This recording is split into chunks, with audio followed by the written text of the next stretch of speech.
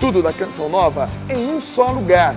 Canção Nova Play. O Senhor esteja convosco. Ele está no meio de nós. Proclamação do Evangelho de Jesus Cristo segundo Marcos. Glória a vós, Senhor. Naquele tempo traziam crianças para que Jesus as tocasse, mas os discípulos as repreendiam.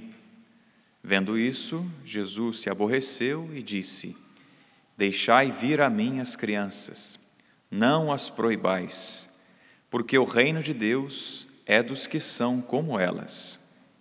Em verdade vos digo, quem não receber o reino de Deus como uma criança, não entrará nele. Ele abraçava as crianças e as abençoava, impondo-lhes as mãos. Palavra da salvação. Glória a vós, Senhor.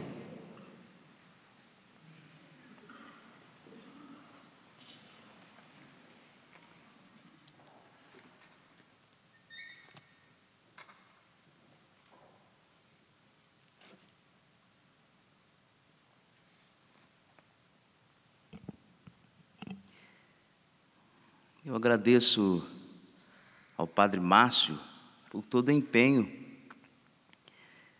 nestes dias de preparação para a festa do Pai das Misericórdias.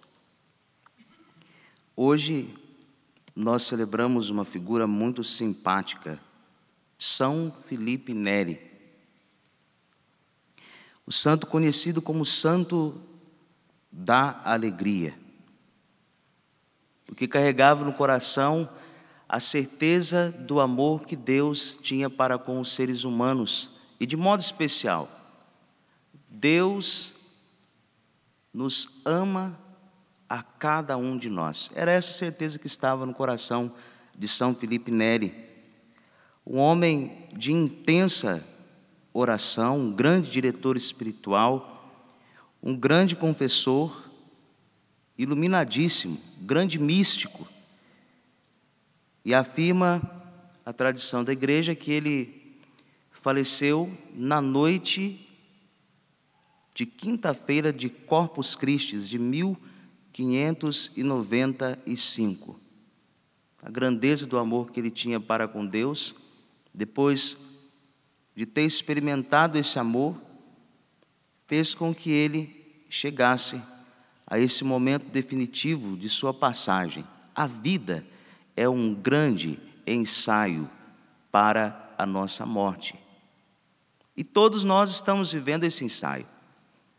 Pois bem, a primeira leitura que nós ouvimos hoje,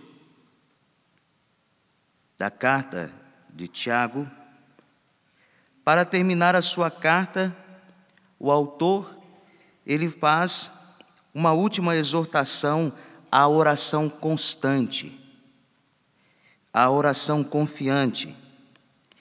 E ele divide então essa oração em dois pontos. No primeiro momento, apresenta a oração pessoal. Oração esta que deve acontecer em todas as circunstâncias, na saúde e na doença, na alegria e na tristeza, todos os dias. E depois ele apresenta uma oração que deve ser também comunitária. Se um cristão está doente, está enfermo, chame os presbíteros da igreja para que orem sobre ele. E a oração da fé salvará o enfermo. A oração da fé garantirá a eternidade, o reino dos céus. E esse reino dos céus aparece hoje no Evangelho. O que ocupa o centro do Evangelho? Porque a clareza do Evangelho pode nos enganar. O que o Evangelho hoje coloca no centro? Como pode o homem ter uma parte no reino dos céus? E o Evangelho nos garante que o reino dos céus é para aqueles que não têm direito. A criança, ela tem diante de si mesma um futuro. E o Evangelho afirma: o reino é para aqueles que não têm direito, é para aqueles que conseguem internalizar e para fazer profundamente o desejo de ser este homem novo, suscitado no coração de São Felipe Neri, a partir do conhecimento de Deus, a partir do conhecimento de si mesmo, mas a partir do conhecimento da realidade. Internalizar no coração esse desejo de ser um homem novo, as senhoras que são mulheres, uma mulher nova, que nasce a partir do coração de Deus. Só Deus consegue nos fazer, só Deus é capaz de fazer do ser humano um ser novo. Isso acontece por meio da oração. Nestes dias eu tenho meditado muito. A oração, quando nós rezamos de fato, ela tem essa capacidade de nos devolver a nós mesmos. Mas por que muitas vezes nós não somos devolvidos a nós mesmos? Porque rezamos mal. Essa oração, de acordo com o salmo que nós ouvimos, mas a primeira leitura também já aponta para isso. Essa oração confiante de que Deus, Ele permanece com o ser humano. Deus não nos abandona.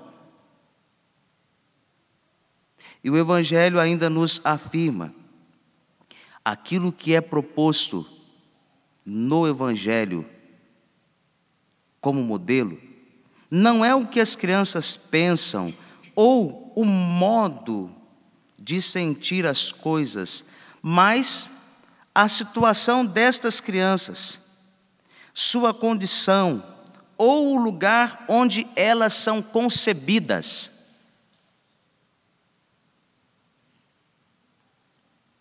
A criança, ela é descomplicada em todos os sentidos da palavra.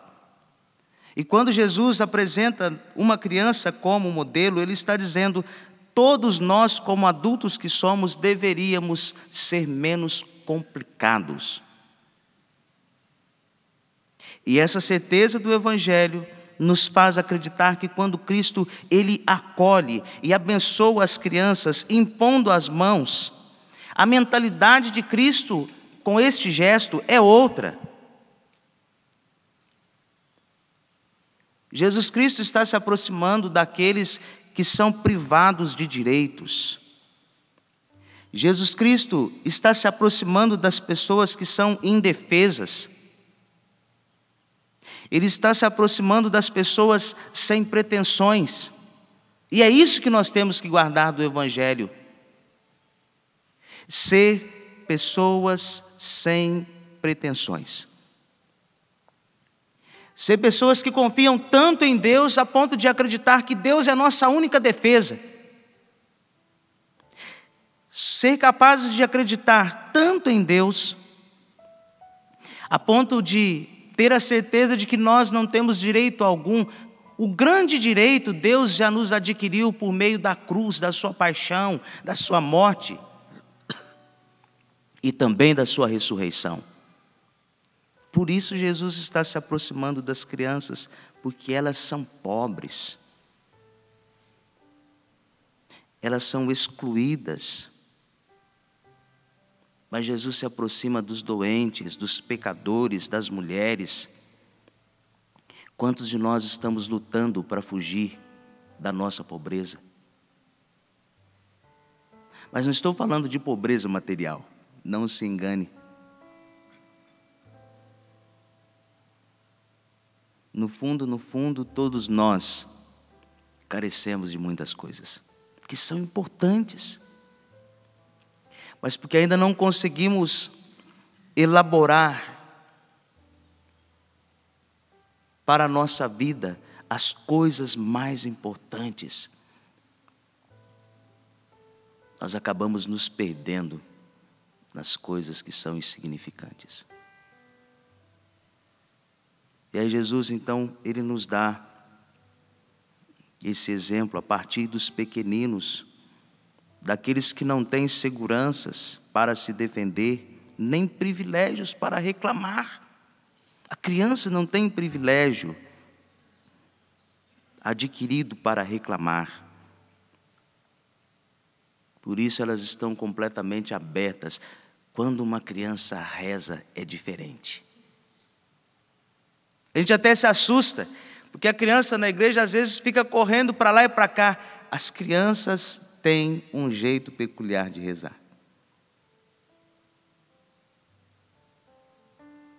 Elas se entregam.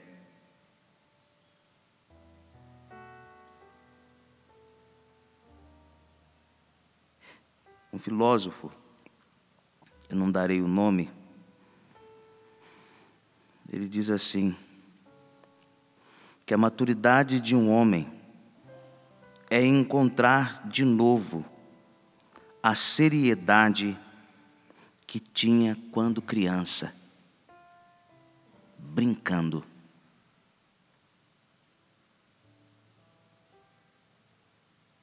E ainda continua dizendo que a nossa educação, ela quer, isso é para os tempos atuais, transformar as crianças em adultos.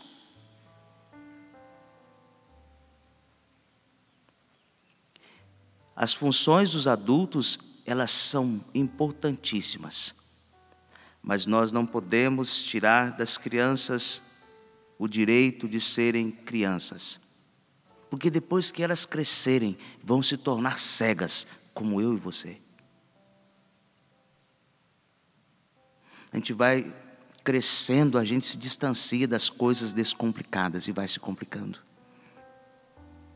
As crianças são tão descomplicadas, tão espontâneas, não se escondem e são sinceras. Termino falando sobre a sinceridade. Quando era menino, um primo já mais velho que eu estava passando lá em Cruzília, sul de Minas Gerais, menino da roça. A senhora passou do lado de fora da casa, perguntou ao meu primo: "Você é filho de quem?" "Sou filho do meu pai e da minha mãe." Olha que sinceridade.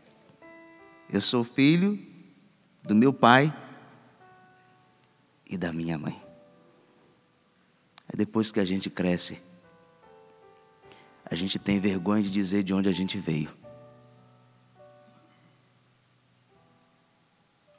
Até tenta esconder a casa onde a gente mora. Você é filho de quem? Sou filho do meu pai, sou filho da minha mãe. A criança é sincera. Use de sinceridade para com Deus na sua oração, porque o salmista também reza hoje. E aí hoje Deus está te perguntando: você é filho de quem? Eu sou filho do Pai, Pai das misericórdias e Deus de toda consolação.